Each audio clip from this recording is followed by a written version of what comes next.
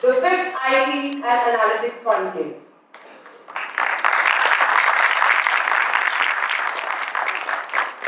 VYAKRITI brings together eminent thought leaders and industry stalwarts to deliberate upon emerging technological paradigms and product innovations shaping the AI-driven era.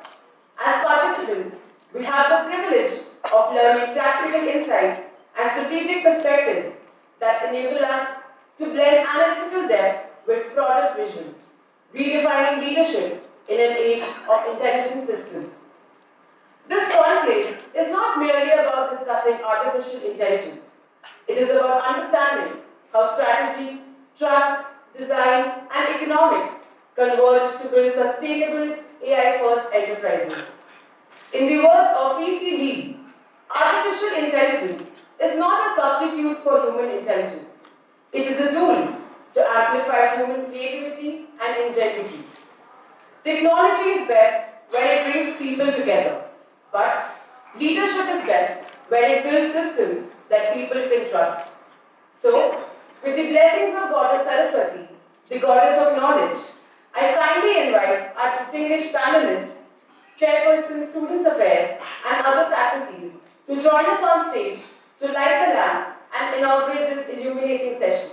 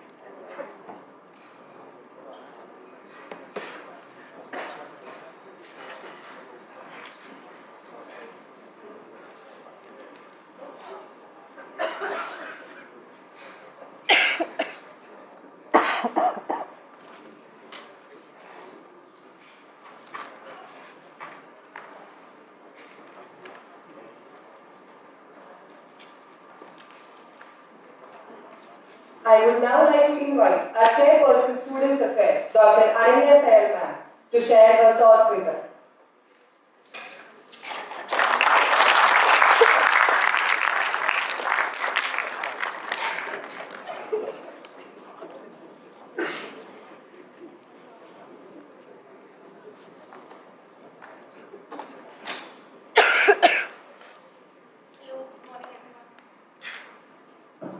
Hello, good morning everyone. How's everyone doing? We're very excited. Are you excited for the conclave? Yes. Are you excited? Yes. Okay, good to know. Right. So, I think firstly I'd like to thank the distinguished panelists, esteemed industry leaders, director sir, and all of you, my dear students, and welcome you all to VYAKRITI 2026, the 5th IT and Analytics Conclave of Analytics. At the start, I would like to express my sincere gratitude to our director, Professor Sameer Srivastava for his visionary leadership and continuous encouragement in fostering industry academia collaboration. It is indeed a proud and significant milestone for all of us here as we host the 5th edition of this flagship conclave. What began as an initiative to bridge classroom learning with industry realities today has evolved into a vibrant platform for thought leadership, dialogue, and meaningful engagement. The theme for this year, expanding possibilities, product leadership in the AI era, could not have been more consequential and more apt in today's time. So before I reflect on the theme for today, right, I want to share a little bit with our guests here about the I Am Amritsar journey. Right, we established in 2015 and have expanded rapidly since.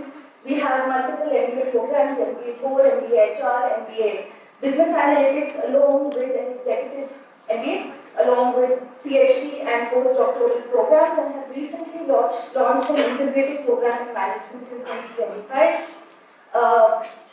I think beyond these numbers and expansion and programs, what truly defines I Am Amritsar is its commitment to building responsible leaders who are not only analytically sharp, but ethically grounded and socially aware and also globally competent. Conclaves like VYAKRITI serve as a powerful bridge between industry and academia, allowing our students to move beyond theoretical constructs and engage with leaders who are shaping technology, business models, and ecosystems in real time. These conversations ensure that learning here is not static, it is dynamic and deeply connected to practice. So we're living through one of the most consequential technological shifts in human history. Artificial intelligence is no longer a back-end optimization tool. It is increasingly becoming embedded in products, workflows, decisions that affect our everyday life. And that changes leadership. Earlier product leaders worked with relatively predictable environment systems that behaved as we programmed them. Outcomes were stable, consistent, control was centralized. However, today things are different. Products can learn, they can adapt, they can generate, and they can act. The shift is not just technological, it is also philosophical. We are moving from certainty to probability, from instruction to inference, from tools that obey systems to that now collaborate with us on active decision making on an everyday front. This means product leadership must evolve from managing execution to managing uncertainty. We are witnessing a profound strategic shift. We are deeply privileged here to be joined by distinguished industry leaders who embody scale, transformation, and technological depth. We are honored to have Ms. Shilpa Singh, Mr. Vikram Gupta, and we will shortly join with Mr. Ashish Vashishta, whose presence further enrich the depth and diversity of our insights and conversations that we would be having today.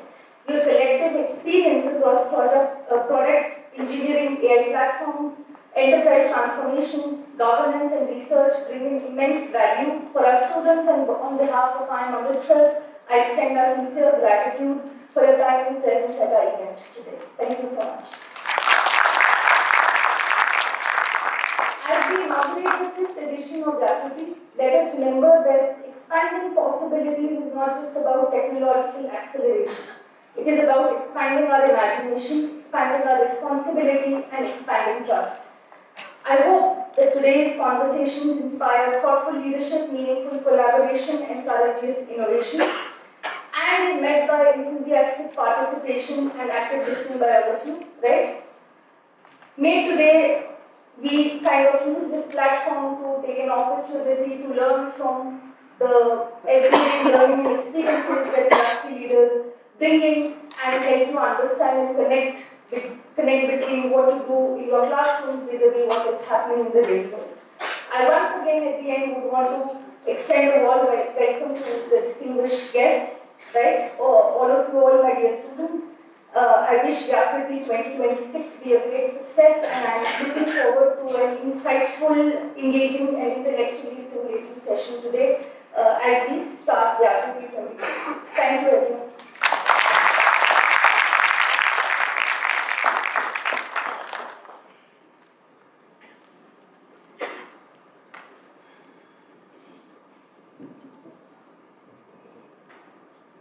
Thank you, ma'am, for sharing your valuable insights with the audience.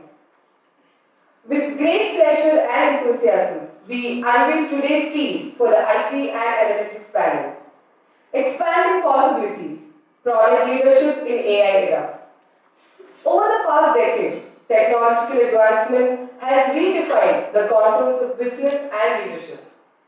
The emergence of artificial intelligence, particularly generative and adaptive systems, has shifted product development from predictable, rule-based frameworks to dynamic and probabilistic ecosystems. In this evolving environment, product leadership is no longer confined to roadmap execution or feature delivery. It now demands strategic foresight, economic prudence, ethical responsibility, and the ability to design for uncertainty. As organizations move toward AI-first models, the mandate for leaders is clear: to expand possibilities while ensuring trust, sustainability, and long-term value creation. More importantly, it calls for leaders who can balance technological ambition with disciplined governance and human-centric design. And with that, I cordially invite Mr. Akhil and Ms. Arati Jaikumar to present today's theme.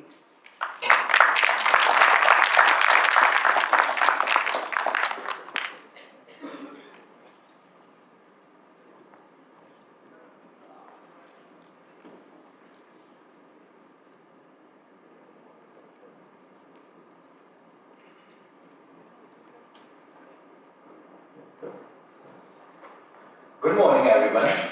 Let me start with something we all understand.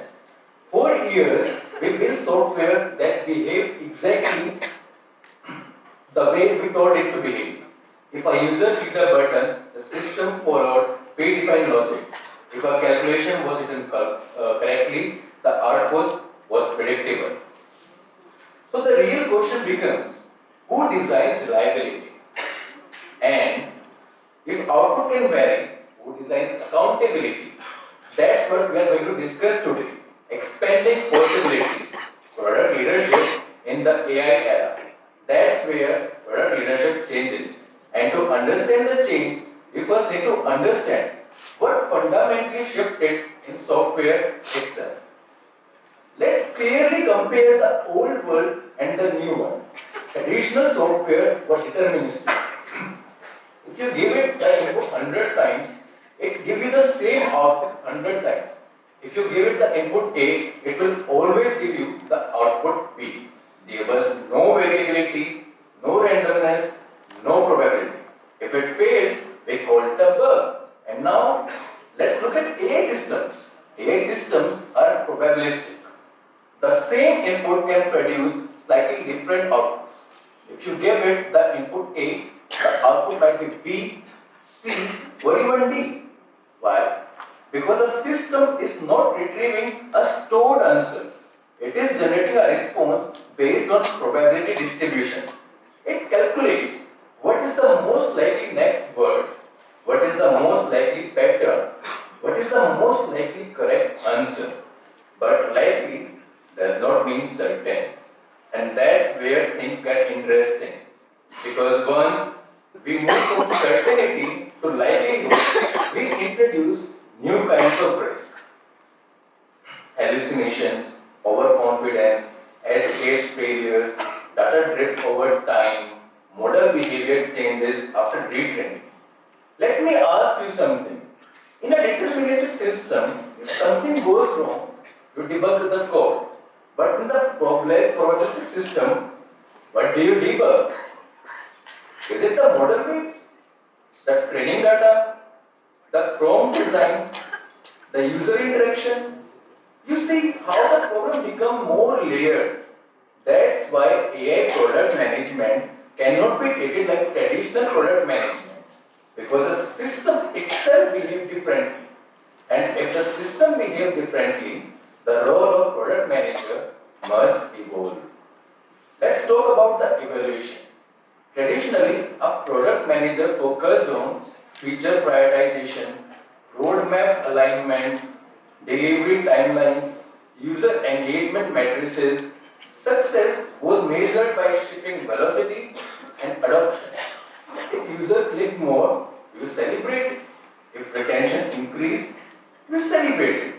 But now let's ask a deeper question. If your AI feature produces an answer that sounds intelligent but is factually wrong, is higher engagement still success?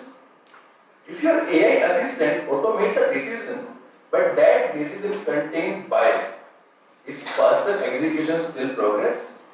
The AI product manager must now think beyond features. You must think about how the model was trained, what biases exist in the data, how confidence is communicated, when a human must intervene, how outputs are monitored in real time, whether decisions are low and traceable. You are not just managing a backlog, you are managing a learning system. You are not just shipping functionality, you are designing boundaries. And that is a fundamental shift.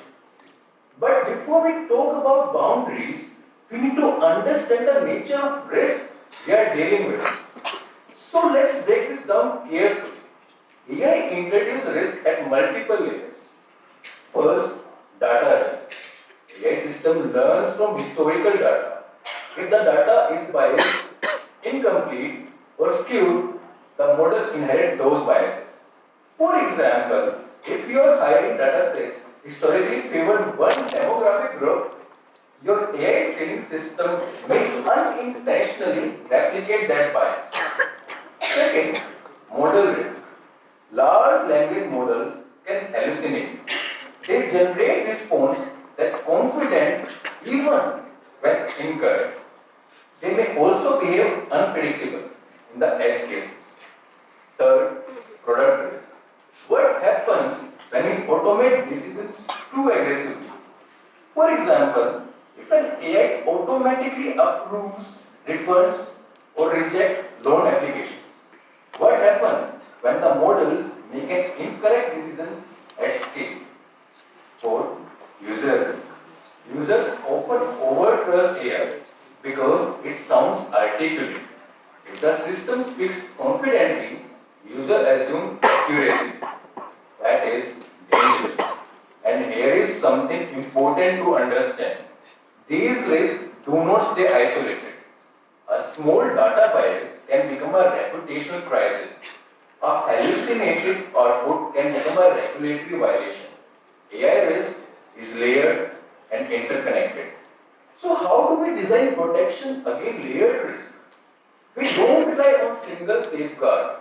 We design in layers. This is where the AI risk pyramid comes in. Think of trust as something that must be built layer by layer. At the base, we have technical guardrails. These include input validation, output filtering, rate limiting, prompt constraints, confidence threshold. These are the first line of defense, but technical safeguards alone are not enough. The second layer is UX transparency. Does the user know they are interacting with AI? Does the system clearly communicate uncertainty? Does it avoid presenting probabilistic output as the absolute truth? And third, and the most important one comes human in the loop. For critical decisions, is there a review checkpoint? Can a human override the system? Is escalation possible? Trust is not created by accuracy alone. It is created by anticipating failures and containing. But what design this look in practical product? Let's translate theory into product features. If you want to design trust into an AI product, you need four mechanisms. First, confidence indicators. Instead of presenting an answer as definitive, the system can display confidence level. For example, this answer is 72% confidence. This helps users calibrate trust. Second, fallback mechanism. What happens when confidence drops below a threshold? Does the system escalate to human? Offer alternative suggestions? Request clarification? If the answer is nothing, then the system is fragile. Third, audit trails. Every AI decision below. If a decision is challenged, you should be able to trace what data was used, what prompt was given, what model version generated the output. 4. Explainability. Can the system show reasoning? Even partial explainability improves user confidence. Truth is not a marketing claim. It is a structural outcome of design. And if trust is not designed, failure is only a matter of time. Which brings us to a real example. In 2016, Microsoft launched Tik, an AI chatbot on Twitter. Tik was designed to learn from real-time user interaction. The idea was simple. Let the AI adapt and evolve by learning from the conversations. Now ask yourself, what could possibly go wrong? Within 16 hours, they began generating offensive and inflammatory content. Why? Because the system learned directly from unfiltered public input. There were no robust guardrails, no advanced stress testing, no containment layer, no controlled training environment. The internet became Tay's teacher. The teacher is not always kind. Tay's failure was not because AI inherently flawed. It failed because product governance was insufficient. It was an example.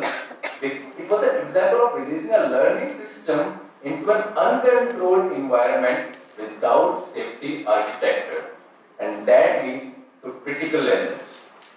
The Tay incident it is a several important things. First, AI systems that learn from users must learn in controlled environments. Second, guardrails must exist before public deployment, not after. Third, adversarial testing is essential. You must actively test how the system behaves under malicious input. Fourth, human monitoring must be active and continuous. T was not a model failure, it was a product design failure. And the distinction and the responsibility lies with product leadership. And now we need to think about something even more important. AI systems are not staying reactive forever. They are becoming autonomous. Let's think about the evolution of AI product. Stage 1 tools. These are reactive systems. You ask a question, they respond. Example, chatbots, recommendation engines, analytic dashboard. Stage 2, assistants. These are semi-autonomous. They act with your permission. Examples, AI drafting emails, AI scheduling meetings, AI processing expense claims. Stage 3, agents. These are autonomous systems. They initiate actions independently. Examples, enterprise workflow automation, AI negotiating with suppliers, AI issuing refunds dynamically. Now think about this progression. As autonomy increases, so does risk.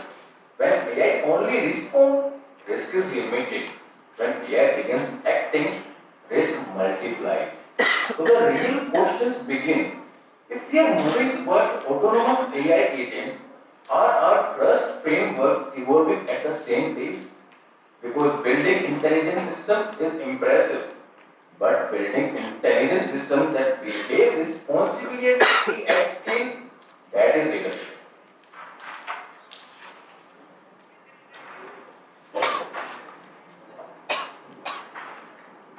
Up to this point, we have talked about risk and governance. But this isn't theoretical. AI is already operating at real production scale. Take GitHub Copilot. In many developer environments, nearly 55% of code completion is AI assisted. That's massive productivity there. But Copilot doesn't deploy code. A human reviews and approves it. The AI accelerates work, accountability stays with human. Now, look at Klarna's AI assistant. It handles over 2.3 million conversations per month.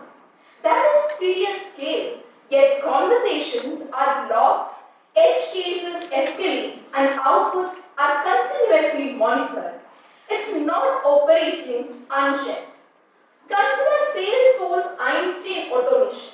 It improves lead scoring and workflow efficiency by roughly 38%. But even in enterprise automation, approval checkpoints exist before high impact actions are finalized. Then there is Stitch Fix. They use machine learning to recommend personalized clothing selection. But stylists remain in the loop. AI narrows options using data. Humans refine the final selection. It's augmentation and not replacement. This helps serve over 3 million users from around the globe. And finally, Volkswagen uses AI across manufacturing and quality inspection system, improving productivity by 30%. AI detects anomalies and improves efficiency, but safety critical decision still follows layered validation protocols. Autonomous systems operate within controlled parameters. Across all 5 examples, the pattern is pretty clear.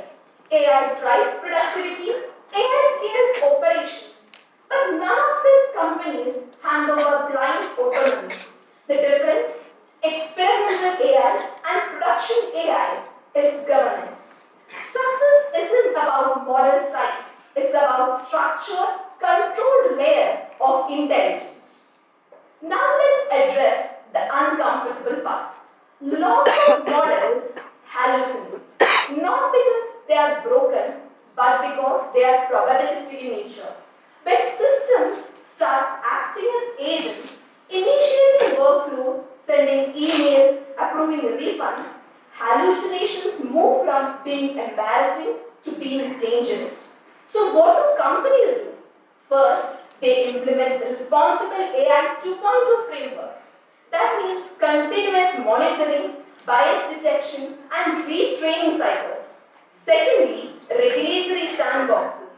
Instead of launching directly into live environments, AI systems are tested in controlled conditions to stimulate stress scenarios. Third, human checkpoints. Highest decision cannot execute without validation. Technically, many organizations now combine smaller language models with retrieval augmented generation. That means grounding outputs in verified databases instead of following free generation. The idea is pretty simple. You don't eliminate probabilistic behavior, you contain it. Think of it like a firewall for hallucination. Now let's shift from risk to strategy. Not all AI products are built the same way. Horizontal AI products are broad tools. Writing assistants, meeting summarizers, generic chat interfaces. They sit on top of large foundation models and serve wide audiences. But what comes the problem? Switching cost is pretty low. If one product gives similar output to another user, users move easily. Replication is easy, differentiation is becoming weak. Now compare that to vertical AI. Vertical AI goes deep into specific industry and workflow. Legal contract analysis, healthcare diagnostics, financial compliance system, these products integrate domain-specific data. These products regulate the frameworks and existing workflows. The depth changes everything. It increases switching cost. It builds defensibility. It creates integration friction that actually becomes an advantage. So while horizontal AI grabs headlines, vertical AI builds moats. And as product leaders, the distinction matters. Now let's be honest. If your AI product is simply a nice user interface over a foundation model API, what stops someone else from buying the same thing tomorrow? Nothing. Thin wrappers fail because they do not own proprietary data. They do not control workflows. They do not embed trust architecture. foundation models improve rapidly. When they improve, differentiation at the UI layer shrinks. This leads to market margin compression and commoditization. Long-term value does not sit in prompt engineering alone, it sits in data ownership, workflow integration, and trust mechanism. That is where defensibility lies. Now, we come to one of the most practical decisions and organizational phases. Do we build AI ourselves or do we buy from vendors? This is not a technical question but a strategic one. You buy when the capability is commoditized. For example, HR automation, generic IT support, there is no strategic edge there. Sharing data doesn't erode your competitive advantage. You build when the capability is central to your differentiation. When your proprietary data actually matters. When owning the system compounds your advantage over time. Speed is tempting. Vendors promise faster deployment. But if the area defines your competitive positioning, outsourcing core intelligence can be risky.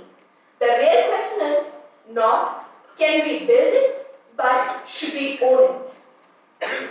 Let's structure that decision more clearly using a BCG matrix. We evaluate AI initiatives across two axes: strategic importance to the business and relative data advantage. Now we get four quadrants, that is, commodities, hidden opportunities, danger zones, and gold mine. Commodities are standard off-the-shelf solution for routine processes like HR, finance, or IT infrastructure, while hidden opportunities have massive, unique datasets, but in the areas that are not core to your competitive identity. While danger zones are strategically critical areas where external vendors currently have better access to quality data than you do. While gold mine are high strategic importance and strong proprietary data. Here is something subtle but powerful. In AI system, user perception shapes trust. If the system responds instantly with a long answer, users may question its authenticity. But if responses stream gradually, it feels intelligent and thoughtful. Skeleton screens reduce uncertainty. Progress indicators reduce anxiety. Optimistic UI increase perceived reliability. Where does all this lead to? AI will not replace product managers, but will redefine the role. Future AI leaders must understand probabilistic behavior, not just feature metrics. They must design guardrails before shipping. They must align AI with compliance framework and regulatory evaluation. They must manage autonomous workflows responsibly. We began with a simple shift, deterministic system to probabilistic system. That shift changes how products behave. It changes how risk emerges. It changes how trust is built. Trust in AI does not come from perfection. It comes from transparency, layered safeguard, human oversight, and disciplined strategic ownership. Thank you.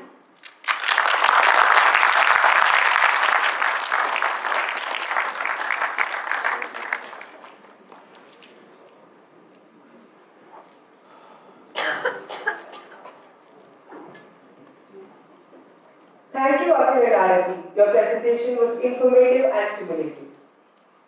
Real leadership is gentle yet powerful. It lives without pushing, guides without controlling, and inspires without demanding. Long after they step away, their impact lives on in the confidence they spark in others. It is now our pleasure to introduce the panel for today's conclave. Starting with Mr. Vikram Gupta, Vice President of Technology, Coforge. Mr. Vikram Gupta is a technologist and ex-entrepreneur with over 2 decades of technology experience in building enterprise-grade digital applications for IT consulting, product and Fortune President of Technology at Coforge, he heads the product engineering practice, spearheading the creation of cloud-native and AI-driven solutions for global enterprises. He brings a strong architectural mindset to modern engineering challenges, enabling organizations to build intelligent platforms that are resilient, future-proof, and aligned with long-term business outcomes. In the past, he worked at leading brands such as Snapdeal, Sapient, DXC, Ishi, IRIS, and assisted Fortune 100 clients such as Goldman Sachs and Royal Bank of Canada, Toronto. Besides technology, he worked across various domains such as BFSI, life sciences, e-commerce, and edtech. Mr. Vikram is also an ex-entrepreneur. In 2019, he founded edtech startup Meritro, a digital marketplace which connected students with the right educational institution. With a very lean team and in a short duration, the startup quickly expanded across 6 states in India with 500 plus institutional partners. He successfully exited his startup in 2020 and resumed technical leadership role in enterprises. Mr. Vikram, an alumnus of NIT Allahabad, believes that his accomplishments and success is the result of unending support and trust from his family, friends, and colleagues. Would you please join us on stage, sir?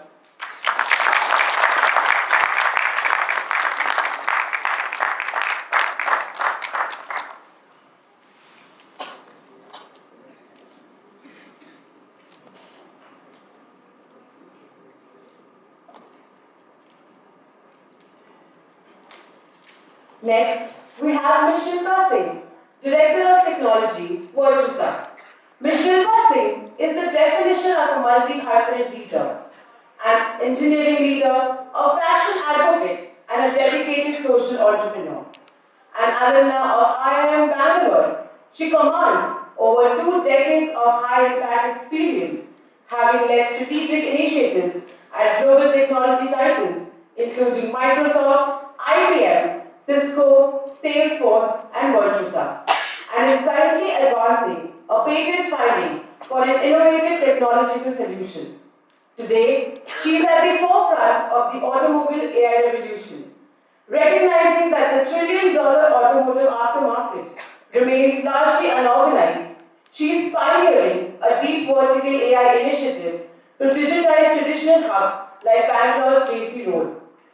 By weaponizing predictive inventory analytics, AI-driven supply chain optimization, and agentic CRM systems, she is transforming local leaderships into high-tech, data-first enterprises, proving that the most powerful AI modes are built on the ground, not just in the cloud. Her relentless on-the-ground grit is further evidenced as a cross-city and dirt biker and an accomplished half-marathoner. As the founder of the Nikshi Foundation, she further extends this vision to social equity, utilizing AI-enabled logistics to lead a tech-forward fight against hunger and social inequality. Would you please join us on stage, ma'am?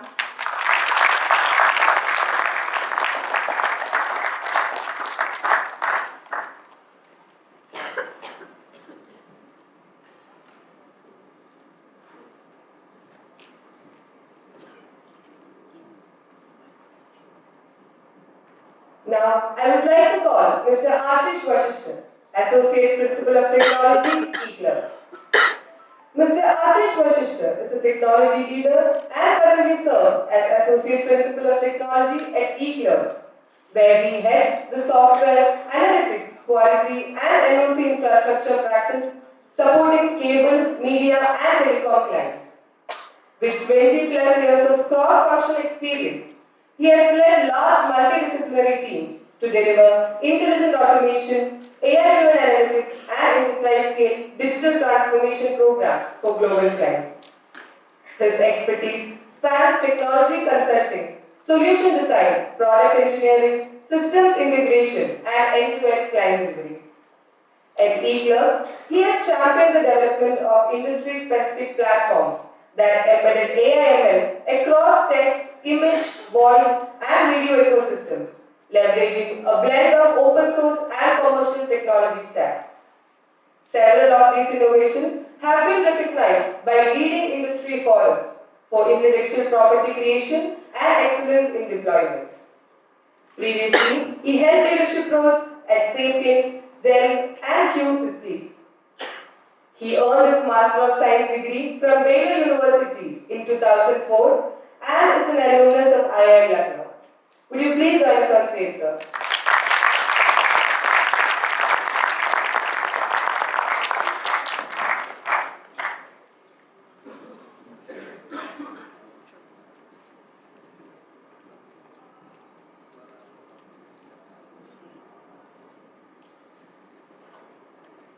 Now, I would like to call our chairperson, Students Affairs, Dr. Ananda Salman, on the stage to felicitate our esteemed panelists with the token of appreciation.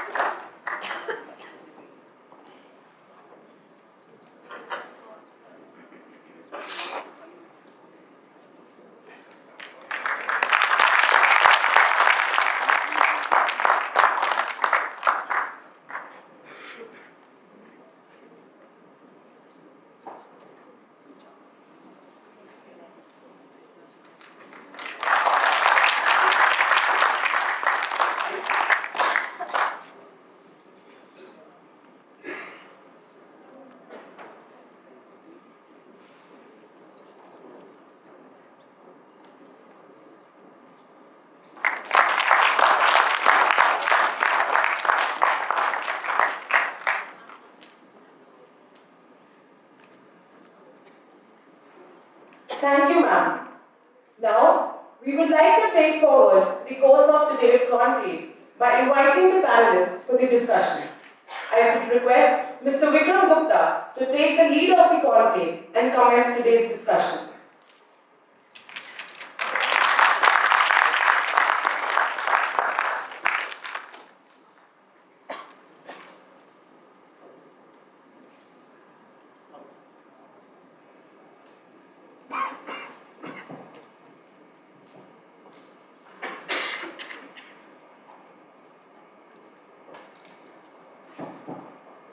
This is good. Am I audible? Yes. Okay, first of all, I would like to thank Anand sir for having us on the stage. I would like to thank all the people behind setting up this event called VYAKRITI. I wish them all the best. Thank you very much for having us. And as we know, the topic for the panel discussion today is around AI, especially how does it impact the product managers.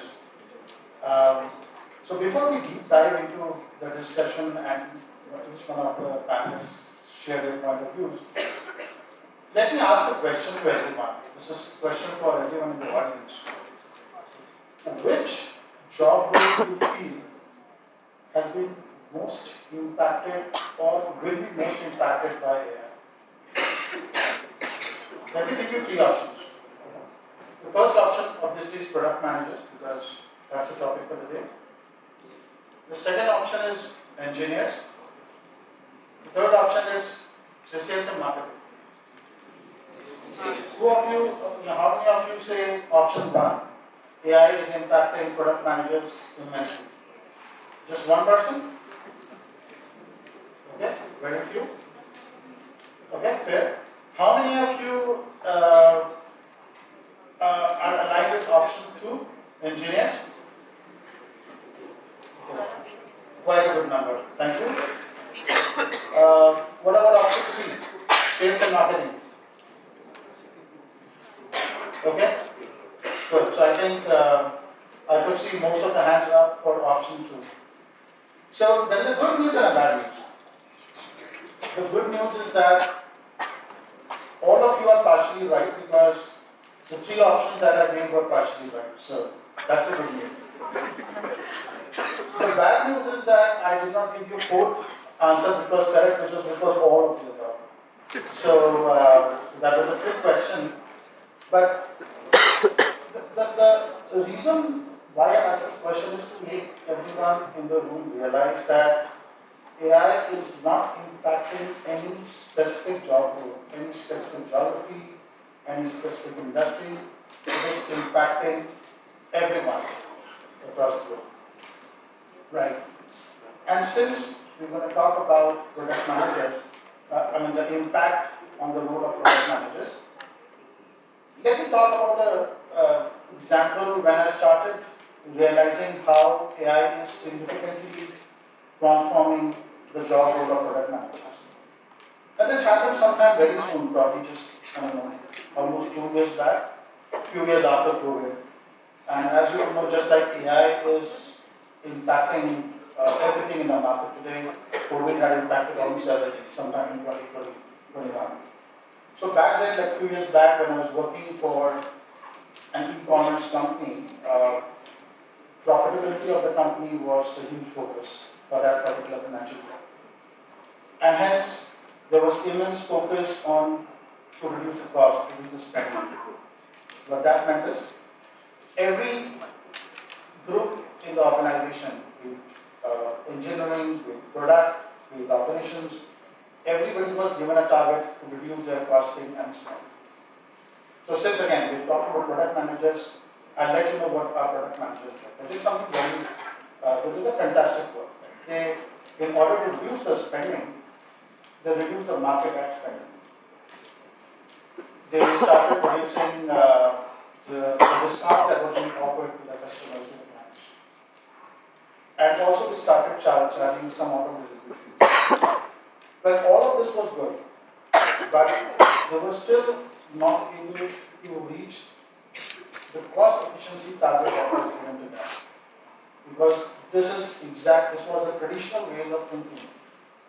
And this happened probably over a period of 4 to 6 months. Right? But then after that, if they would have gone for any further discounting, it would have impacted the customer experience, impacted revenue, top line, which is not what the company wanted. So they came up with something very innovative. They came up with the concept of dynamic pricing. I know almost everyone in the room knows what it is, but probably 2 years back it was not a norm. It was not something very commonly heard of. They came up with the concept of dynamic discounting and hence dynamic pricing. They also automated some amount of their customer support through AI bots. Again, these things are very common today, but again, a few years back it was not so common. All these things, when combined together, not only they were able to meet the cost efficiency target, but they were able to beat that. Now, the moral of this story or incident is that product managers, the role of product manager just doesn't revolve around features and roadmaps. It is about setting up systems which are intelligent in nature, as the gentleman were talking about that just a while back. It's not just about features anymore. It is about setting up intelligent systems which can act on behalf of the enterprises, on behalf of the customers, assuming customers have to feel they're in control. Right? Keeping all these things in mind, the product managers have to play. They have to play a very big crucial. So with that, I'll hand the mic to Sonal, my fellow panelists. What are your views, Sonal?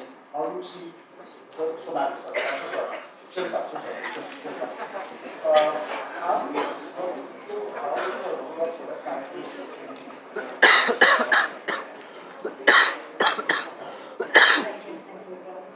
And first of all, thank you for having me here. And I'm so happy to see all smiling faces and into and curiosity to know more about AI.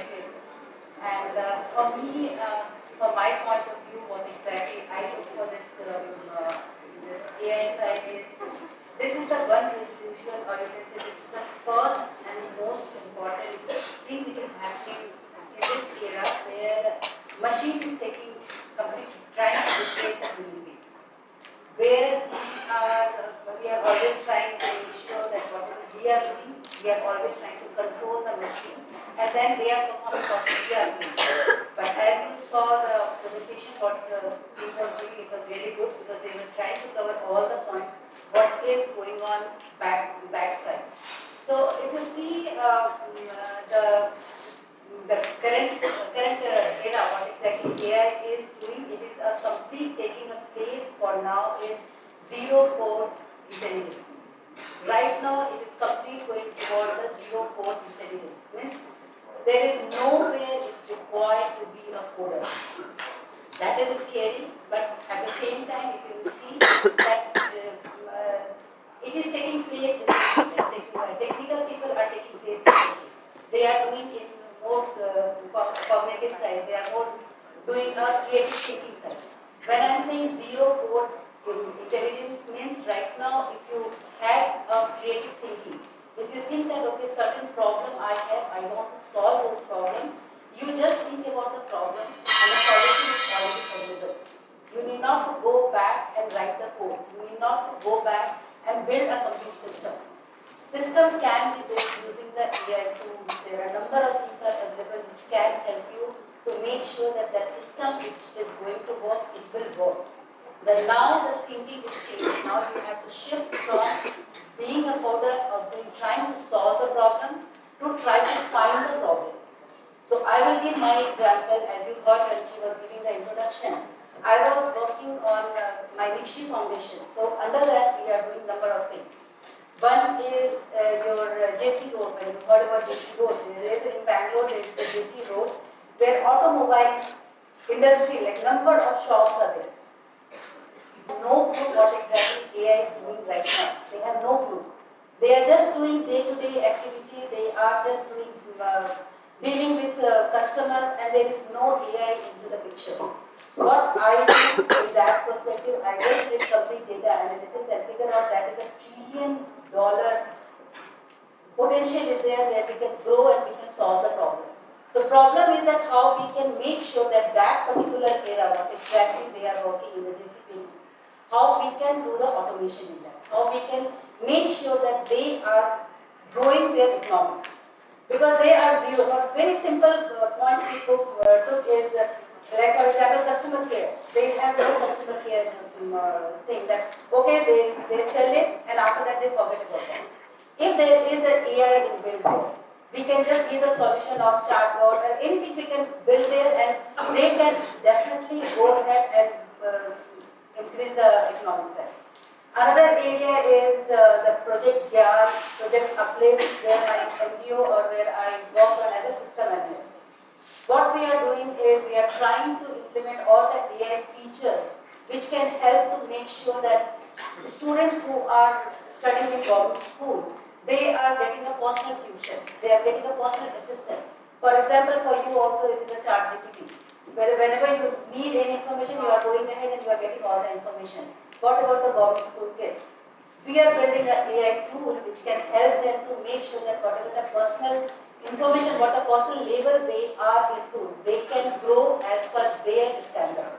Not all students can understand at the same level what we are teaching. So personal intelligence are going to be a friend of each student which can guide them what exactly you are doing.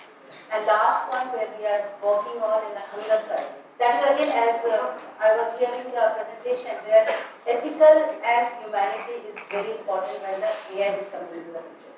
So I took it very seriously and I am working with under my niche. Hunger is again where there are a number of places where construction works are going on. There are too many people where they want a one-time food. How we can go and identify that place. Their AI is again helping a lot. We are going to find out the logistics, where exactly in Bangalore, where I am living, in nearby, which is the places where the constructions are going on. They are giving me a complete list of the information. How many people are there who are working on that construction company? We are just preparing those food and going and giving to them. So this way, there are a number of places where you can go ahead and you can start doing the AI implementation. So as he was saying that vertical growth is very important, not the horizontal.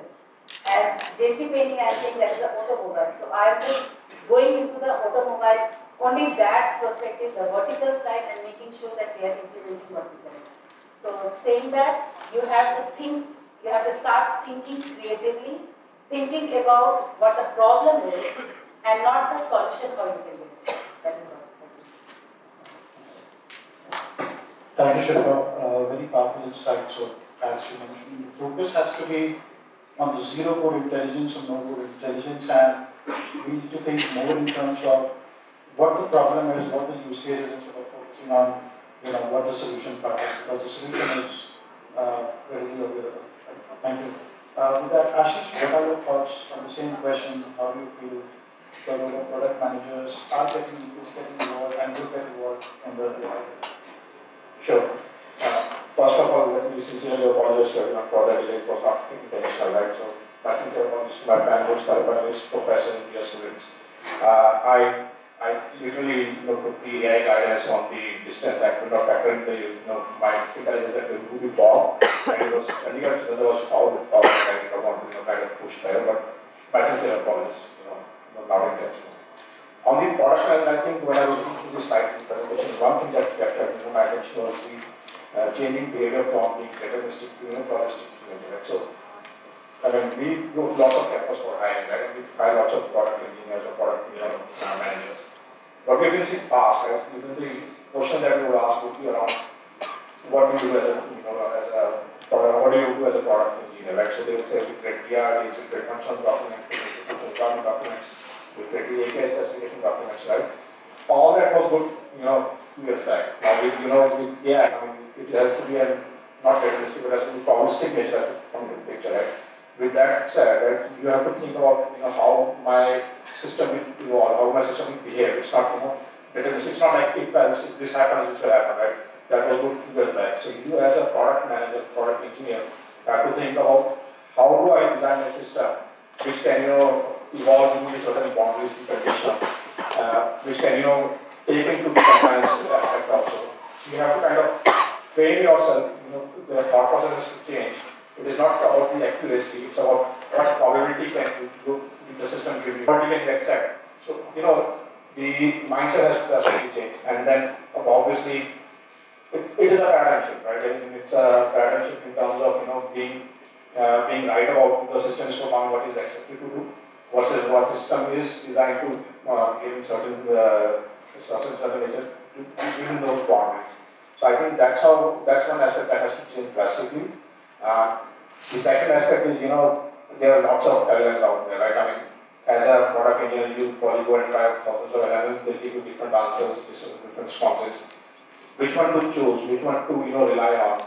You have to define the boundaries around those LLM models, right? You have to define, okay, this, for example, notebook LLM does very good job at research, right? You do research, if you want to get a presentation today, it's a 5-minute job in notebook LLM.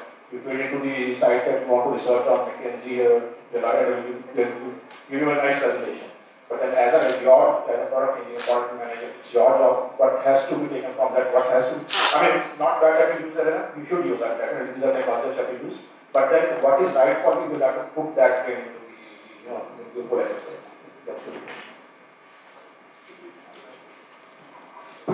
Thank you, Ashish.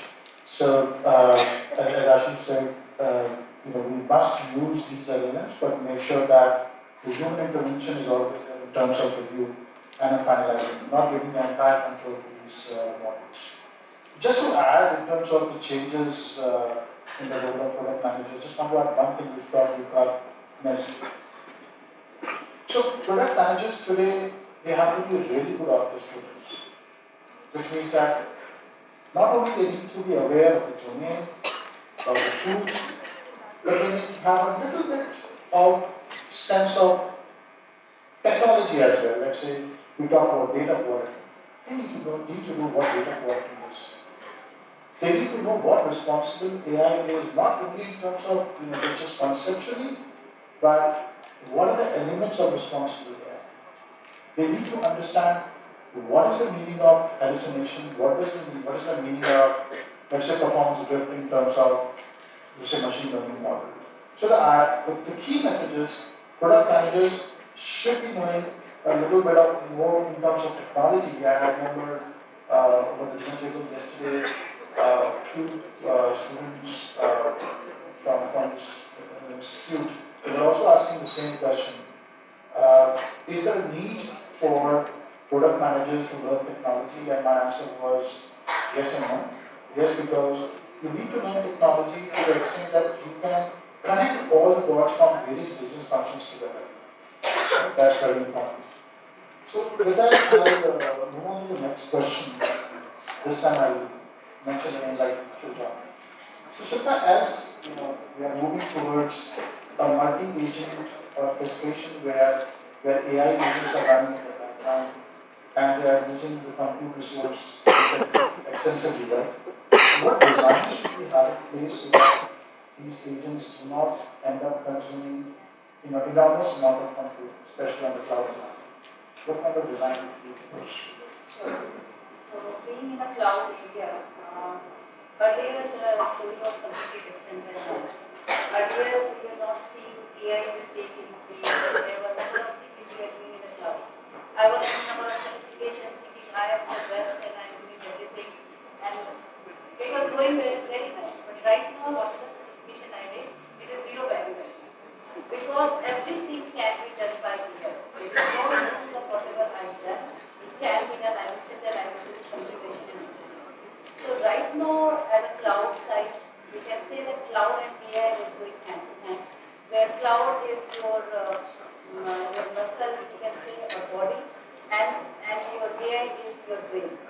Where AI is helping cloud to make sure all the strength, all the whatever scalability, whatever we are doing independently or as a human, we were trying to solve those problems. Everything can be done by AI.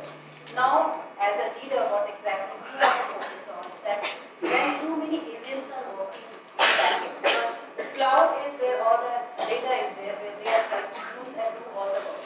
Now, agent, when one agent is calling another agent, other agent is calling another agent. So there is a ecosystem building up. So there is no time out when it can be stopped and we can say that okay, now you can't do it because it is taking huge amount of wastage and cost is increasing like anything. So that time we have to come into the picture and we have to set a rule that you can go ahead and you can connect with 5 agents. And you can get the information after 5, whatever information you are getting. On that basis, you have to generate the report. It is not like ongoing process you can do internally. So those type of analysis, those type of decisions we have to take now to make sure that we can kill those whatever activity which is going on and make sure that they are working as per the instruction. So those areas where I feel that still human intervention is required, but 90% work, whatever the technical work was there, it was already. Thank you. Next question, Ashish, for you. Right? Today in the market, we have so many large language models, right? We have Chinese, we have various models from Anthropic, then we have so many elements, right? At what stage do you decide you have to choose either of these large language models, or you decide to build a small language model? What's the thought process? Right, I think you rightly said there were so many language models we tried to forget, right? What was lost last week, what was lost yesterday, and all the stuff is long to come to those many language models. So the strategy that we do at E+, right? So we have very lots of industry specific products. So we have KYC product for compliance management, for financial markets, we have audit platform.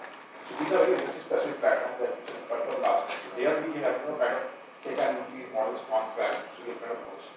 Because one of the parameter systems, where we kind of leverage the elements instead of want to do with the speed to market is a key, right? For example, when you're doing a POC for them, let's say 4 weeks of models on top of them, because then you have to kind of show the capability in a very quick span of time. That's where you use these models scale. But when you're building a product focused on a specific domain, right, which you can put and you have to build intelligence on top of it. The product itself is intelligent, but not just a feature or an extension feature. There we kind of procure the GPUs, we run the models on top of that. And one interesting case of SLM is on the Dell account that we are doing. Right? On Dell, what we are doing is we are identifying the devices that are getting dispatched to location, and these devices are types of broker, right? Package damage. So we run these SLM on top of those individual machines where we can identify the package broker and what is broker. Is it a L1 security log, L2? They are the SLM. Because it's specific problem solving. It's not a general kind of problem. It's very specific that these are the problems that can come. And and a little bit as well. Thank you. So the point is that if you are in a closed stage and you want to build up something very quickly, probably get some sort of budgetary approvals, probably going for a large language model is a good option.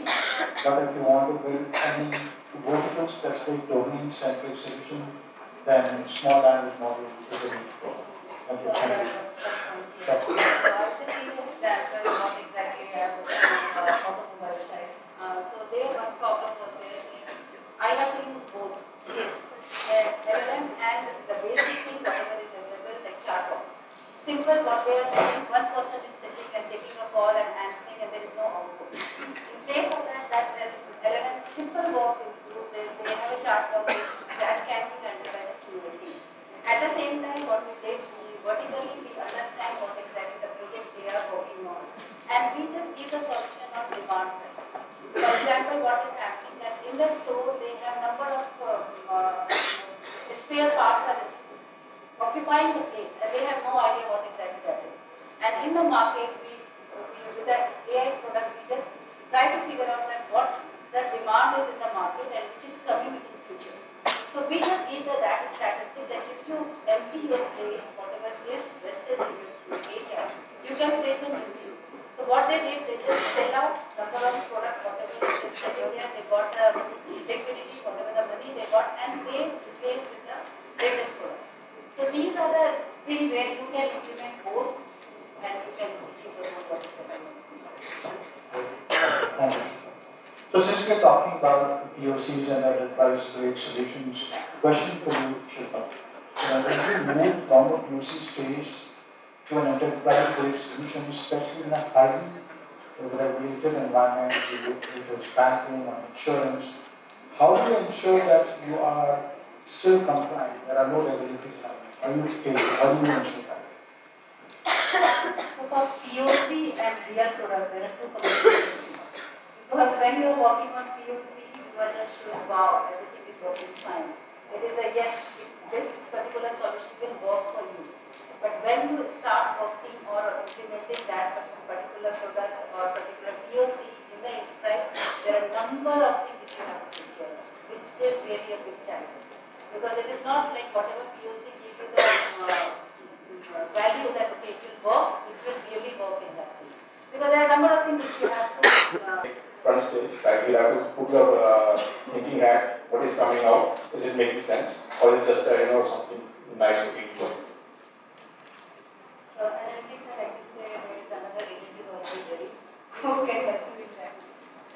Who can help you in that perspective? So yeah, analytics again the same thing what you were saying. You have to make sure that the data is available. You are doing a proper analysis on that part and looking at what is available. Just to add my perspective here, a lot of new roles are going to come in the market. We heard about data architect, we heard about technology architect. Now we are hearing about data quality architect, which is in itself a specialization within data.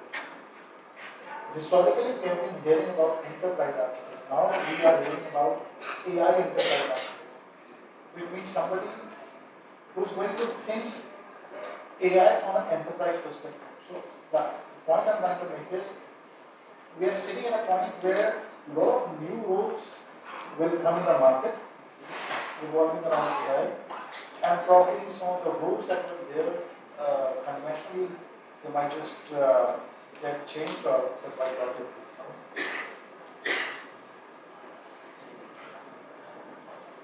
So this is one question that I think all the students would like answered. If you had an advice for an MBA student that is looking forward to entering workforce as a product manager, if we have a PA batch with us, what is one technical and one non-technical skill that you think they should master to succeed in the AI era? Yesterday, someone was asking the same question. I can feel that people want to know this particular area, what exactly the future is. The good news I just want to share, I just heard somewhere is World Economic Forum. They announced that by 2030 there are 170 million new opportunities are coming because of this AI. So that is a good news for everyone. That it's not like jobs are not going to come or you are not going to get jobs. So it is not only project manager or project owner, but there are a number of areas. He was saying that there are a number of new positions are coming as the AI is coming into the picture. For now, what exactly I would suggest, my point of view is, what you are learning, you have to make sure that you are mastered in that. Because knowledge is always you can utilize that in some other way. If you know what exactly AI is, for example, how the tools work, how you can integrate, how they do the integration, how agent work. So the technical part, if you are understanding, only then you can go ahead and take any job in future. If okay, I don't know what I have to go to learn LLM or I have to learn Python or I have to learn Java, whatever you are doing, just make sure that you are mastered in that. AI side, make sure that what the new trend is going on, you just understand what the concept is, what exactly, how the technology works, how the database right now is working, how if government is giving some rules, how they are implementing that one, how it is breaking the system, why it is breaking the system. So understanding is more important for now, I can say, and then you will definitely get it. It's not like job is not. Thank you. And I'll add to that. So you asked about one technical and one non-technical skill. So I'll start with technical skill, which is learn about all the AI tools that are available in the market. And keep your hands dirty, guys. Just don't be aware of them conceptually. Just watching YouTube videos is not going to help us. You need to really install those things on your machine. See what is the outcome, try to compare the outcome of those models, of model A with model B. So the idea is, get your hands dirty with all the tools that are available in the market. Right now we are hearing a lot of things about, say, Claude Code, right? Now, how many of you have really tried Claude Code on their machines? From the audience, can you raise your hands? Okay, I see few hands, which is very good. Please guys, this is my recommendation and suggestion. If you really want to be up in the game, not just be there, but up in the game, I'm saying keep your hands dirty on all the AI tools. So that's on the tech skill part. On the other skill, which I feel always helps, is confidence. Even if you are wrong, you have to sound confident. Maybe I've given a few examples I was wrong, but maybe I did, probably you felt it was right.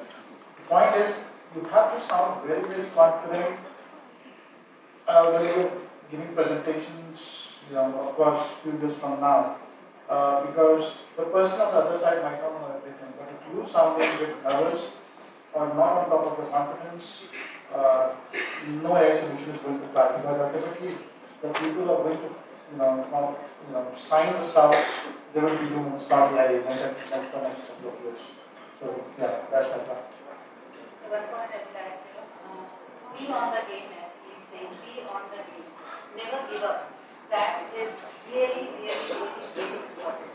Because the problem is there. If you want to solve any problem, you have to extend your capacity, and you can definitely do the thing. One point yesterday I was talking about is human brain. Right now what is happening, AI is coming, everyone is thinking that okay, it will take my job, it will not give me more work. So what exactly you have to think that when the COVID came, that time also everything there, we can't do anything. But the biggest thing came into our picture is internet. Now small kids are also start using internet and utilizing those things, right? So like that, when AI is coming, everyone is scared at what will happen. It is also giving you a different perspective. To give you that whatever you are using your brain, you are not using 100%. Now the thing is that whatever you are thinking that the lay work you can do, now you have to think more than that. So whatever 10% you are using your brain, now you have to think that those 10% can take care by the machine. Now you have to think more than that.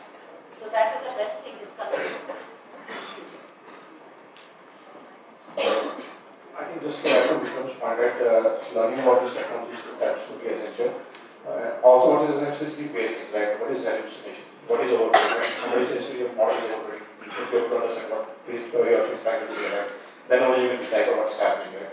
So all these basics, right? Correlation, regression, visibility, but all these in statistics, your stats should be very good, right? So I think that should be focused. And prompt engineering, I'm not sure whether you call it technical or not technical, but you have to, to become smart, to try different models, you kind of, develop that prompt engineering skill also. What is the right prompt for this problem that I can, go to the point.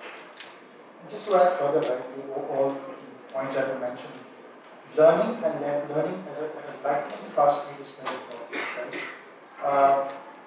So if somebody in the room is still learning RAG, then sorry to say we are way behind. Right? We are way ahead of those architectural knowledge that we have. So we have to learn at a very, very high speed. Because earlier we used to say, if you will not learn this thing, you'll miss the bus. But the pace at which the industry is evolving, as I'm saying, we are sitting at an era where things are moving at a supersonic speed. And if we don't learn at a fast speed, then we will miss the supersonic vehicle. It's no more bus. The bus era is gone. Right. Actually, RAG was like when it should be, it's an outdone deal, right? RAG, if somebody says what is RAG, then you're way behind, right? Now we talk about model context protocols, MCPs, right? All that. So all this terminology should, at least you should be aware of what somebody is talking about. Somebody say, okay, my MCP is there, this is my model context protocol that I have to build. So you should be understanding what is it. You might not know the technicalities, but at least what is it? What is RAG? What used to be RAG? What do you do with RAG? Why would you be bought using RAG? So all that should be aware of. One more that just add here, I guess that will definitely help you guys to think more in the positive side. You may know that the summit is going on, right? The first time in Delhi, the summit is going on, right? Everybody is aware of that. On the AI side. And if you know what exactly they are discussing, it is very positive and you will feel that, okay, future is there. It's not like blocking. There are around more than 170 million people who are going to start a vertical project. And for that, we need people like you who can do that. So, AI is, in India, actually, it is a big potential. There are too many things which we can implement. As I said for my example, I just took an automobile where I'm just trying to solve a small problem. There are a number of problems right now in India which we can solve. And right now in Summit, we saw that there are a number of people are coming and they are talking about that. And that is a good thing that there are jobs are coming and we all have a job. We also have a job.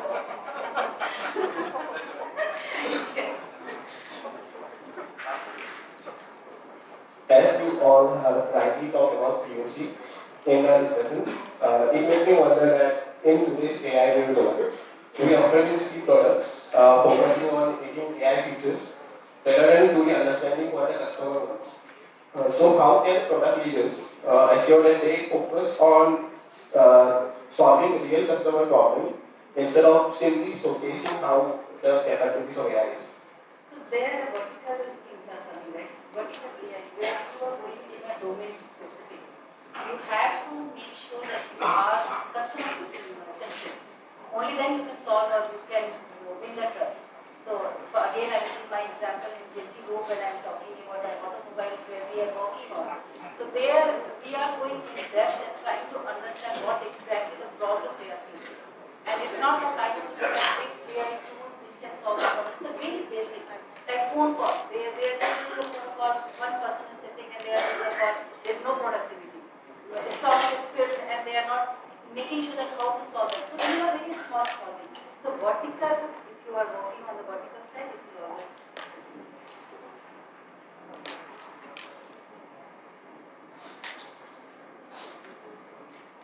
So thank you so much.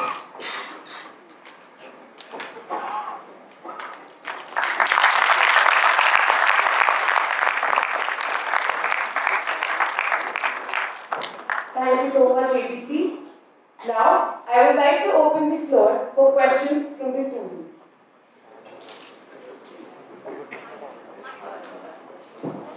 And don't ask any difficult questions if you cannot answer.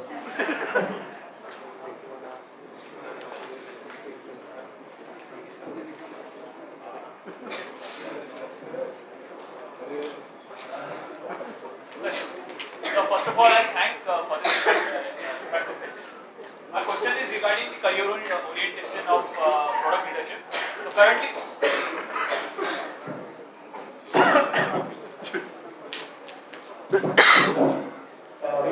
first of all, again, thank you for this insightful session.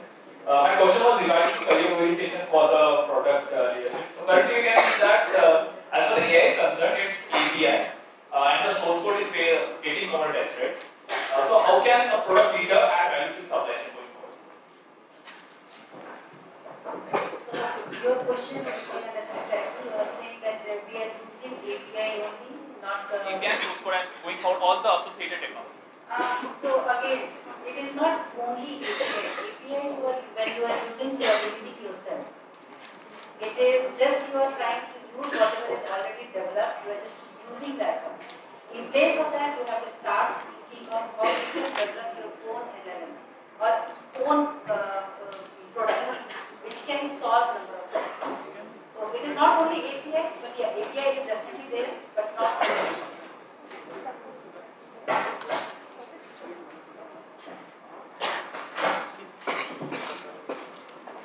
Good afternoon, everyone. Everyone is open to answer the question, but I would like to change the answer from Shilpa ma'am. Usually, my parents don't feel comfortable using even basic apps.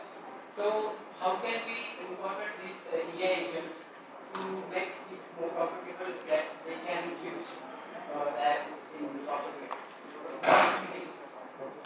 First of all, you have to win that trust that whatever you have in front of computer, what you are using for that. So if you win that trust from the parent, from the teacher or anyone, they will allow you that what exactly you are doing. If they are not aware what exactly you are doing, there is always question mark, right? So you can, as I did the answer also, you have to make sure that you are very open and you are telling them what exactly you are doing and how the benefit is coming out of that. So when you are giving all the information to anyone, they will definitely start trusting you. And then they will make sure that what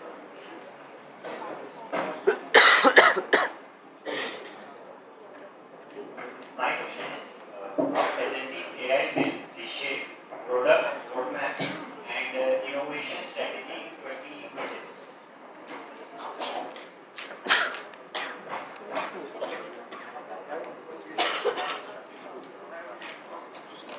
I think we're talking about agentic AI. Yes. Right, so now everybody, all the companies are talking about agentic AI, right? Building the agentic AI. Even in fact, VYAKRITI also did a product called Conclave, which is agentic AI, right? So think about how the product has to evolve. You have to define first of all, you have to framework, right? VYAKRITI has come with a framework which is called stairs framework for agentic AI, right?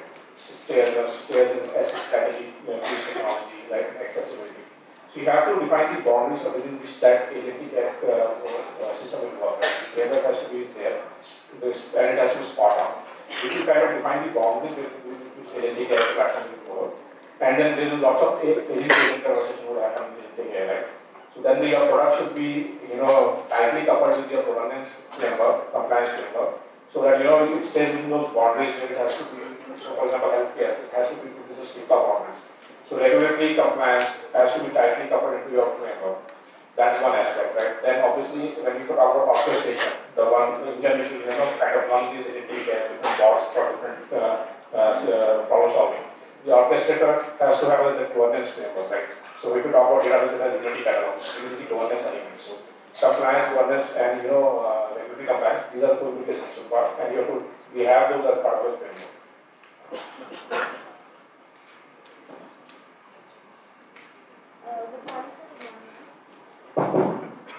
Hello. I was thinking about there are a lot of data security concerns around agentic AIs we have. So where do we exactly draw that line? For example, sir just talked about an agent which, if we ask it to book a flight ticket, it can do it for us. But what if it asks for our email ID or maybe credit card details? So where do we draw that line at the back end especially? I can take that question. So, as one of your someone from the college was presenting that there has to be a layered solution in the back end to make sure the system is enough secure. So in your case, if the question is around data security, you need to ensure that you have few interceptors in your system which ensure that none of the PII data is getting transferred, personal identifiable PII information, right? So that information should be masked if any of that information is getting transferred to say a third party model through an API as someone just mentioned.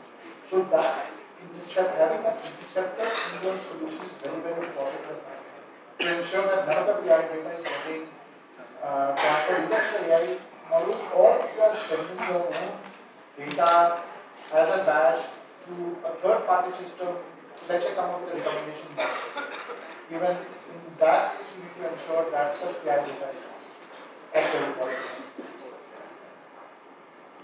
Good afternoon, panel. Thank you for the session. They already answered.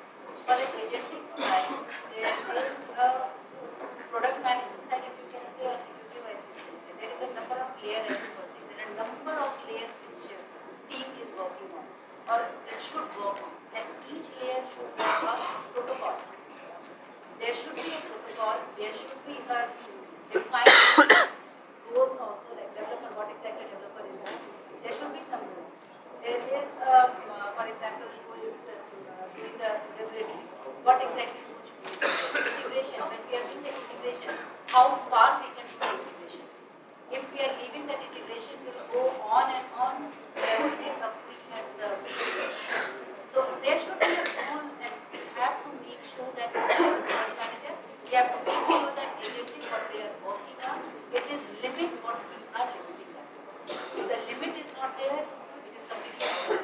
And that is where the scare, everyone is scared because of that. If we can limit that one, the speed AI is developing or the vision is there.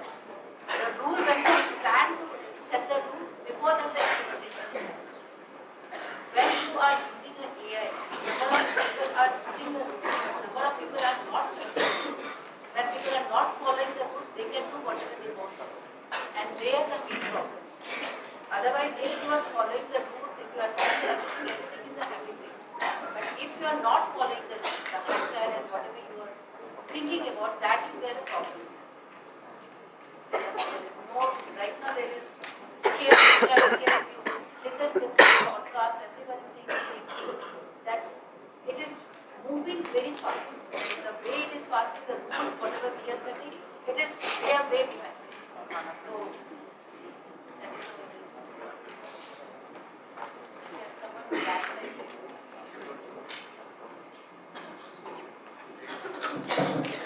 Good afternoon, panel. Thank you for the session. I just had this one doubt when we talked about zero code knowledge.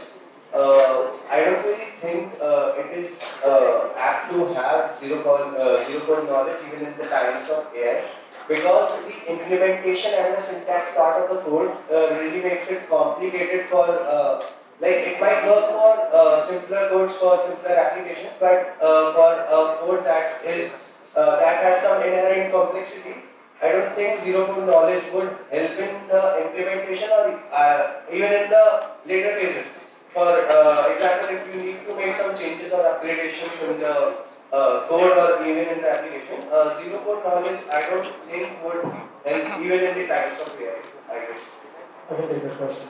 So, great question. So, it's a question which still haunts any enterprise in the market today. Right? It's always a question of whether they should go for a low-code, no-code solution, which is something like a buy option, versus something that you want to do dynamically without AI. So usually, if the solution that is in the context is not involving any of the core expertise, if it is something which is sort of commodity, it's better to go for a low-code, no-code solution as you were pointing to. But if you want to build something which is core to your business and which is your moat, the mode of your business, right? You want to build, that is a time when you want to build something internally. It could be a low-code, no-code, doesn't matter, but I agree, but as the complexity of that system evolves, you generally fall back on something which is usually not no-code. I agree with that point. Yeah.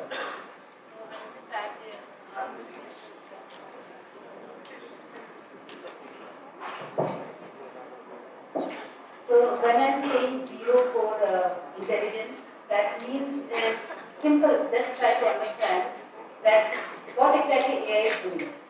Anything, if you think that you can convert in words the data, that can be automated using machine. Anything you can think about, your Ramayana, your Bible, your Quran, anything in religion side. Even if you think about anything, even if you want a complete structure, the problem whatever you have to solve it. If that is in word, it can be converted by ear. So when I am saying zero code intelligence means if the problem is you have certain problem, if you are giving it a proper prompt, it can give you a complete code. And you may have to modify a little bit here and there, but otherwise prompting, as he was pointing out, prompting is another very good area where you can develop that what type of prompt you are doing. If your prompt is correct, you will get 100% solution. The main challenge is your code is there, how you are going to integrate with other agents. That is where the intelligence there that you can come into the picture and they can have that, okay, this agent can work with this agent and how you can integrate with that. So that is there. So if the data is there, it can be 100%.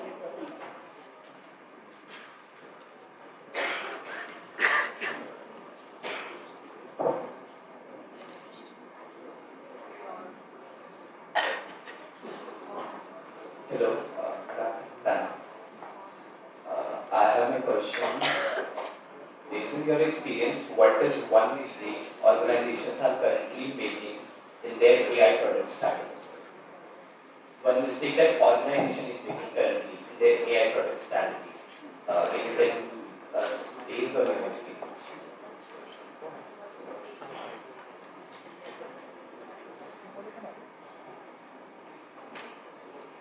Doing many mistakes. So just take the one that I start. But yes, it does remind me of responsible AI and maybe having regulatory norms around AI. I think probably the first area or region where we are thinking of having some AI is the EU AI Act. I think Europe we have this AI. Probably, at least I haven't heard of many regions or geographies where there are tighter controls and regulatory requirements around their solutions. So I think this is one thing that we are missing across the globe, especially in terms of regulatory implementing. And of course, since there's no regulatory requirement from most of the countries where there are no stricter regulatory controls. So I would say that's a mistake, but I think at some point those things will be fixed for sure. But yet I think that's the part that they're kind of overlooking at this point. Yeah. That's a very correct point. So, what organizations do, everybody wants to win the race, right? They want to take the product to market, so right, they want to outpace the other competitor, right? Then responsible AI is going to be stuff about all of these initiatives, compliance arrangements, and this will be right. So, I think we have to kind of slow down, we have to ensure that we are being responsible for the AI. The PI is not very essential, right? So, all those compliance, regulatory, aspects of technical decision, it's a technical decision, right? It's not a mistake, but we're not taking care of that, so that will be. One more point that we are so we are taking it very easy, thinking that okay, AI will come, we will plan accordingly, where the AI is moving very fast. So as a product manager or product owner, we have to make sure that we are taking all the whatever things we were talking about in consideration from now, from today, and make sure that everything is working as per. And just to add that, see, these regulatory controls will come in picture. Let's take an example. As simple as when we sit in the car, right, we put on that seat belt. it's a mandate that we got in India probably a few decades back, not maybe a few decades back for sure. Because if you go to some of the developed countries, especially Europe, probably we had this regulatory thing. It was a mandate for only drivers almost probably 5-6 years back. So as I said, Europe has already taken a step ahead. They have come forward with new AI Act. I think that came in 2025 if I'm not wrong. But ultimately, all the governments will follow that. But it has to happen sooner than later. Shikha mentioned the pace at which things are moving in AI. Once things get developed, it will be very difficult to bring those regulatory norms in place. And I think that's the part which is being kind of overlooked. But it will be sooner or later. Thank you, sir.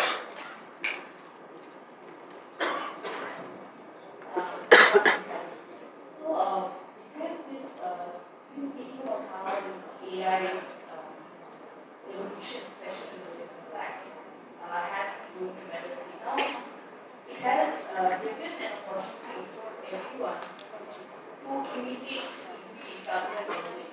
So, when we talk about regulatory norms, we look at limiting the capacity of rise entrepreneurs or intellectual founders to innovate. It's easier for them to innovate. So, what are your takes on that? I want to know. So that is really very important actually. Without that, we can't agree that AI, because AI is scary because they can think also, they can implement also without any involvement. So in that case, just think about that Matrix movie everyone saw, I guess. So in that, whatever you are thinking, you can implement that one. If the rules are not defined, if you are not stopping in certain point, then it can go anywhere. So it is like, as you were saying, for good people is good, but bad people are also there. They can develop anything which can harm also. So there is some rules definitely there which can be ethically right, which can make sure that it is not crossing the limit. So those are definitely important and that is mandatory actually. I have a follow-up question. Would I have to say? Yeah. So I just wanted to ask, what should new founders focus on? Like, what are the incentives to innovate rather than imitate other businesses that are already rapidly innovating, right? So we want to be leaders in the market. So what do you think are incentives to innovate rather than imitate other firms that are already Again, as I said, you have to be a creative thinker. Thinker in the sense you have to find the problem and the vertical side. Pick some domain. There are, for example, in India, there are a number of domains are there where still AI, they have no clue what exactly the AI is. For example, they are working on automobile. So they have no clue what exactly they can bring on the table and it's not for them to go like enough. So what exactly I think that you have to pick a domain, you have to pick a vertical group and make sure that how you are solving the problem. In each vertical, there are a number of problems which AI can solve easily, which is still not touched at. So I guess those areas can definitely. Just to add, right, I think we have entered an era where it's hard to build anything which cannot be made. Right?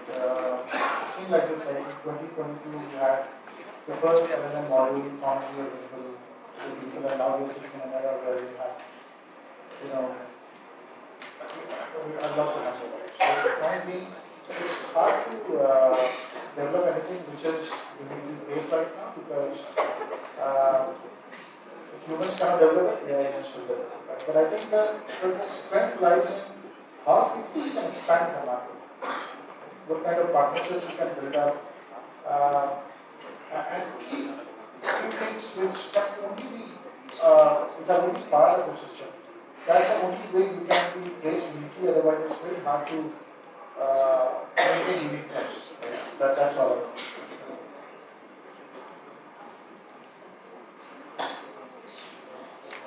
Good afternoon, sir. Good afternoon, ma'am. So, we are living in a very dynamic world. So, AI is not just impacting the customers, but it is impacting our jobs, privacy, fairness, and democracy also. So, like in today's world, the AI product leaders just don't have the business responsibility, but they they should have the ethical responsibility. Like the recent event happened in AI Impact Summit 2026, where Generative AI University showed that Chinese made robotic dog as their own, and when they exposed online, they immediately withdraw from the event. So my question is, what kind of such kind of misrepresentations damages trust on the innovation. So my question is, what kind of responsibility, social responsibility AI leader have towards the community or society? Can I take that question? So it goes back to the answer which all of us gave, mentioning that the pace at which things are moving fast in AI and every company, every country, you want to move fast. So probably the AI summit that we're having in India, it's one of its kind in entire South Asia. Right? So India as a country, we want to move fast, we want to set up something, we want to show our mettle to the world, but we did not have enough guardrails in the system to ensure that we are doing enough filtration while whatever incident we are referring to, I don't we get that. So those controls are missing right now. Be it in terms of getting a solution for a customer or a company, and it could be as simple as probably hosting and even like that. Obviously, the intentions are positive, but then, as I said, the speed at which we are moving is becoming very difficult to keep those checks and balances in place. But at some time, we will have to sooner or later. Yeah, so I heard actually, I was listening a couple of podcasts now. So they were talking that people are asking that the speed is increasing, they are just moving forward. The owner who is developing the AI. So they were saying that we can't stop it. Even if we want, we can't stop it because there is a competition. Company to company competition, country to country competition, and we have to be a first in a game. So for that we are developing and developing. In that case, they are also saying that if the rules and the regulatory is not implemented properly, it can do completely different problem. So they are also very scared that whatever it is going on, the speed will go on, and we have to make sure that we are ethically, whatever we have to do, we are ethically doing that. For example, I can give my example with my machine. So there we are doing a couple of projects which is fight against hunger. We are uplifting transgender people. So those projects are, which is helping them try to make sure that they are using the AI where they have known what exactly they can bring. So you have to think in that perspective and make sure that how they get it. Good afternoon, ma'am. Good afternoon, sir. Good afternoon, ma'am. Good afternoon, sir. I have this question in mind, that is, with the advent of AI, many new founders are making disruptive innovation models using this AI. So, which are the industries in which this disruptive innovations will work, or which are the industries in which this won't work, is what I was curious to know. Everything goes, everything not wrong, depend upon where they are implementing. If that is good and if the industry want to take it, they will take it. See, in market, good thing is also there, bad things is also there, right? So as per user, as per the industry, what is benefit for them, they will take those things. Whatever is not benefit for them, they will skip that. Maybe they need couple of bad things also to make sure that the economic is good. So they can take that also. And good thing is also good. So market, in any case you can see, good part is also there, bad part is also there. It's completely depends upon the industry.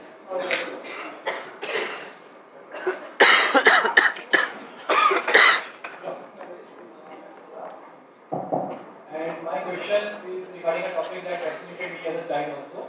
That is the idea of a conscious intelligence. So when Alan Turing decided that there could be a conscious intelligence, he thought that at max we would require some gigabytes of data, and by the end of the 20th century we would be achieving that. And here we are in 2030s, and we we expect a lot on compute, on scaling, billions of dollars into the investment.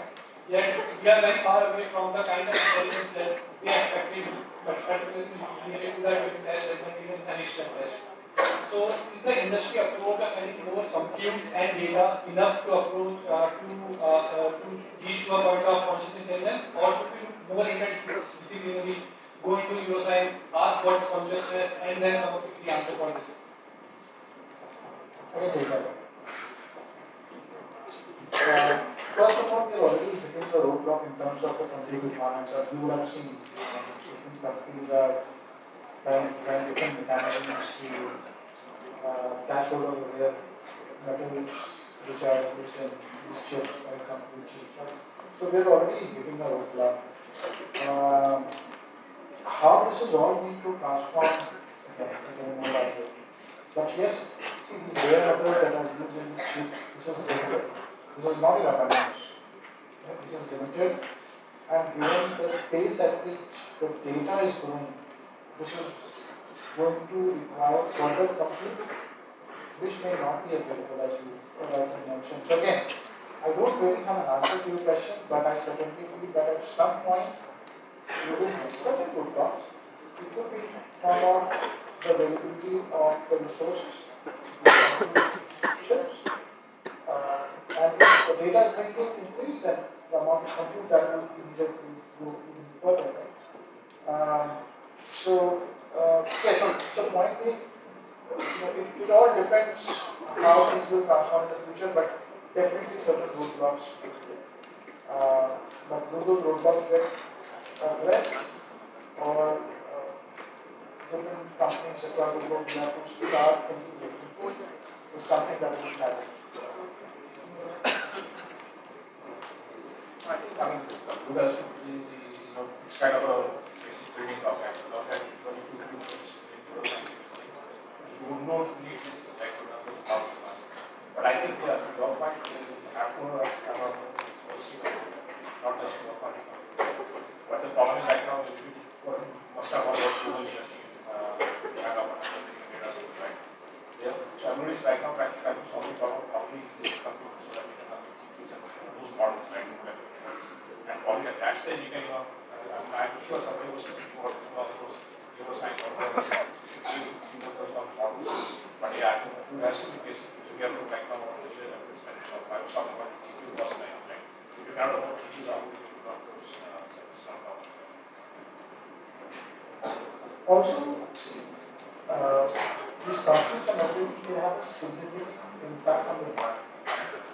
Right? Now, so one way is that right now we are thinking back in terms of ROI and customer experience and everything, right?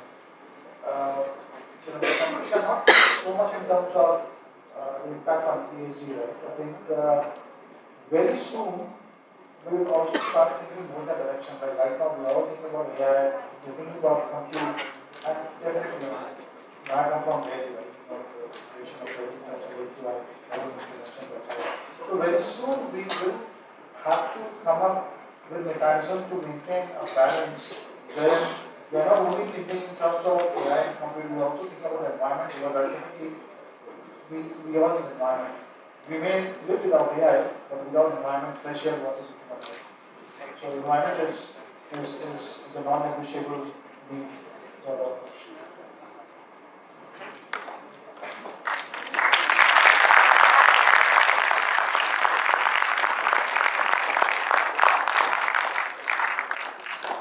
Thank you to our insightful and engaging panelists for addressing all the questions with such clarity and enthusiasm.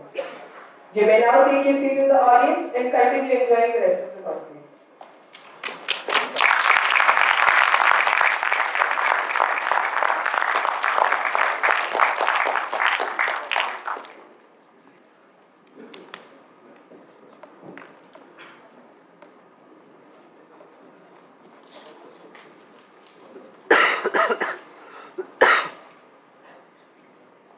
I would now like to invite Mr. Ansh Verma to conclude the conference.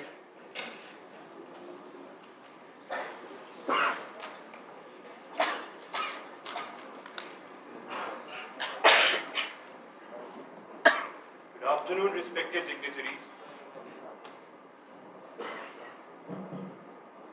Good afternoon, respected dignitaries, esteemed faculty members, and fellow students. I, Ansh Verma, am honored to once again extend a heartfelt welcome to everyone present at VYAKRITI 26, the 5th IT and Analytics Conclave of IIM Amritsar. Centered on the theme, expanding possibilities, product leadership in the AI era, today's sessions have illuminated how artificial intelligence is transforming the way products are envisioned, developed, and delivered.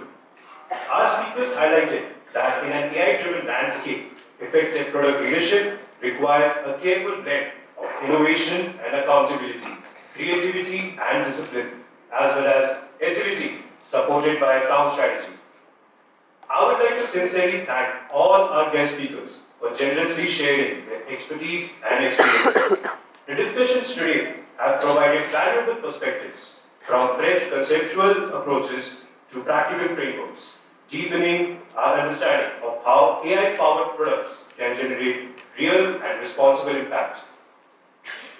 To briefly revisit some key moments from the event, first, I would like to thank Mr. Vikram Gupta for beautifully moderating this session.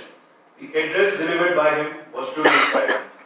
Drawing from his vast experience, he delved into the evolving impact of AI in current job market and highlighted how the role of product managers is becoming strategic in AI era.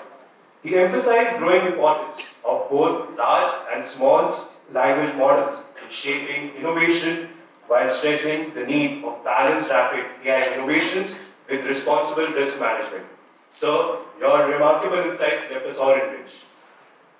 Next, Ms. Shilpa Singh emphasized on the transformative role of AI across sectors, including its applications in NGOs and student-focused solutions.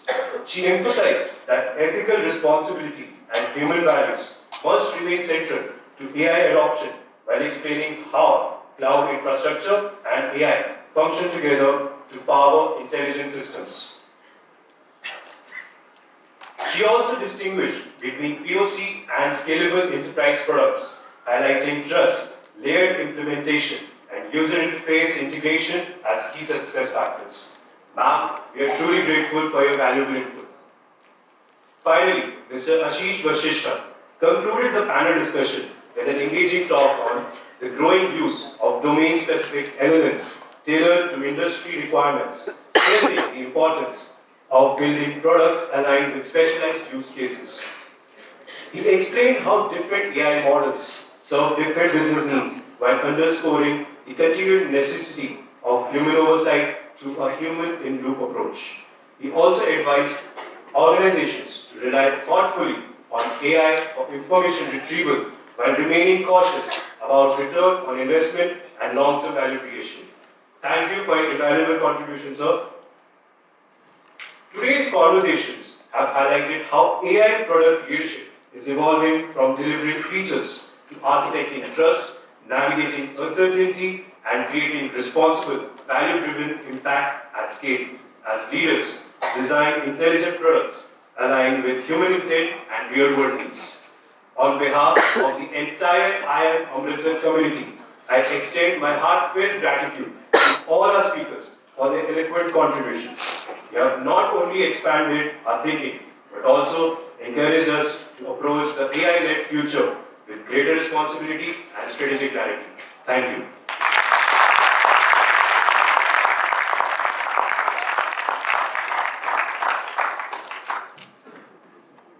Thank you, Ansh. We now invite you all to enjoy a short yet captivating glimpse of today's event, thoughtfully captured and curated by the Media and Public Relations Committee and 50mm, the Photography Club of IIM Amritsar.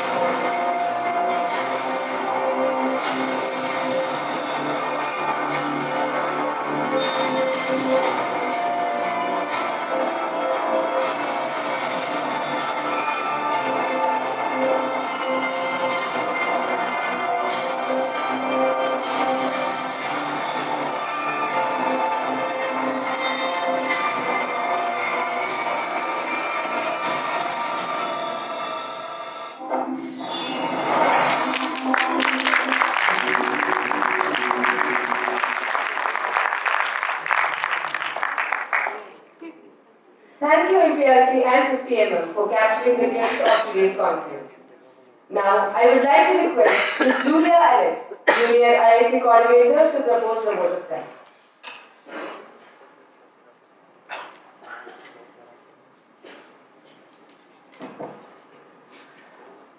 A very good afternoon all. On behalf of every individual involved in organizing this conclave, we would like to extend a heartfelt vote of thanks to you all to making this conclave a resounding success. Our sincere gratitude extends to all our industry's leaders. Your willingness to share valuable knowledge and experiences has enriched us all. We are truly grateful for the profound insights and wisdom you have imparted. To our respected Director, Sir, Student Affairs Chair, Student Affairs Office, and all the honorable faculty members, we extend our heartfelt gratitude for your unwavering support and guidance. We are truly fortunate to have you as our mentors. To the IT team, thank you for ensuring the smooth running of the event. Your hard work is appreciated. The success of this conclave owes much to the collaborative efforts of the team ABC, the Analytics and Business Computing Club of IIM Amritsar, and their faculty anchor. We appreciate the efforts of the Placements Committee IIM Amritsar to maintain the necessary decorum at this conclave. We are immensely grateful to the Media and Public Relations Committee and 50mm, the Photography Club of IIM Amritsar, for their never-ending support. A big round of applause for the Industry Interaction Committee for making this event a huge success. And finally, to you, the students of IIM Amritsar, thank you for your constant support, patience, and engagement. We are truly grateful for your participation. Once again, thank you to everyone for making this conclave such a memorable experience. Thank you.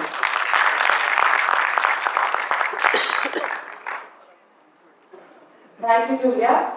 I now invite our dignitaries, respected faculties, IIC coordinators, and ABC club coordinators for a group photo.